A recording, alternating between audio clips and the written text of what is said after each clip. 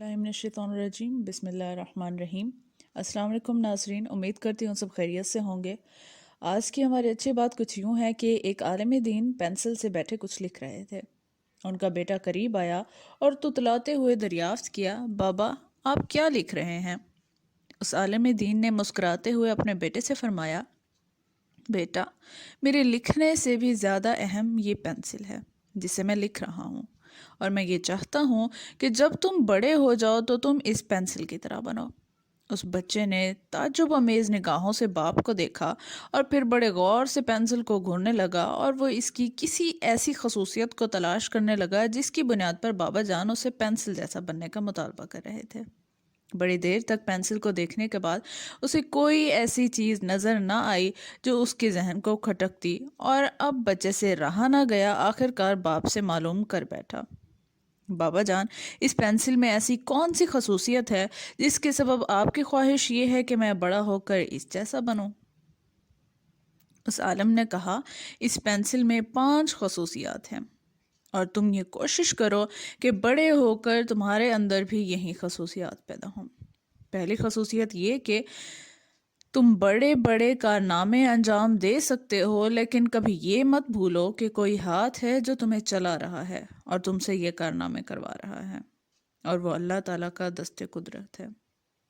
दूसरी खसूसियत ये कि कभी कभी जब इसकी नोक घिस जाती है तो कटर या चाकू वगैरह से इसे तराशा जाता है।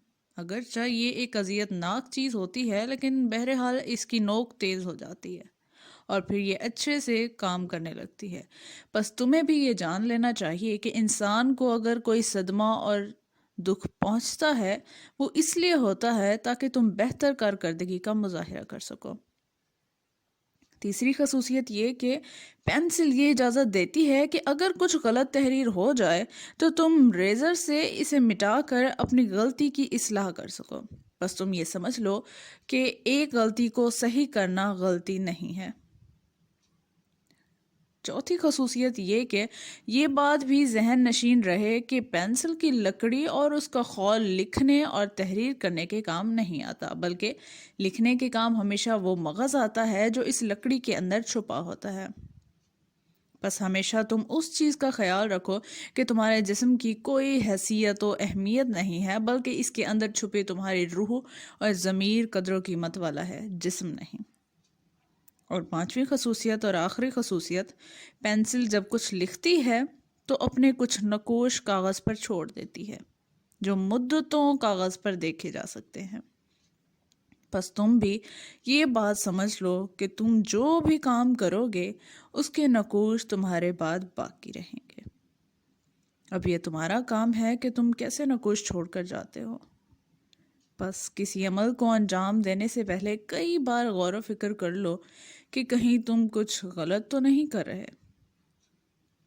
उम्मीद करती हूँ आज की अच्छी बात से बहुत कुछ सीखने को मिला होगा। अल्लाह हाफिज़।